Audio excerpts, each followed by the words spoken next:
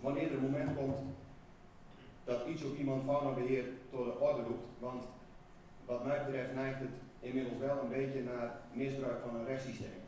We hebben 5 jaar en ik denk misschien nog langer geprocedeerd en de langspeelkaart gaat gewoon weer opnieuw op.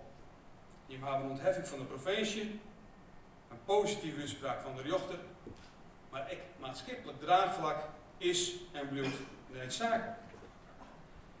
Het tal bruidvogels neemt al. Dat is in Friesland net anders als in de rest van het land. Wij zullen alle zielen bijzetten moeten om de bruidvogel hier in Friesland te houden. Er is geen kandidaat, dus ik stel voor dat de heer Alstra bij acclamatie wordt gekozen.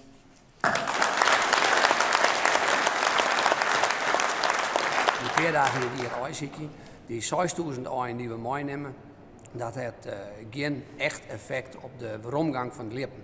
Nou, let nou een wetenschapper Peers zeggen dat dat wolsa is. Nee, dat is verkeerd begrepen. Ik, wetenschapper Piersma, zei dat het net onderzocht is. Hij zei van, ik wil dat het onderzocht wordt. En daar ben ik mooi mee eens. Ik vind dat als je zo vaak praat over de lippen staan, dat je beter onderzoeken moet hoe wij met z'n allen ervoor zorgen kunnen dat we meer lippen krijgen. Dat we meer skriezen krijgen. Kortom, dat we meer gruidevogels krijgen. Dus vanuit dat perspectief ben ik het volledig met hem eens en moeten we dat inderdaad onderzoeken.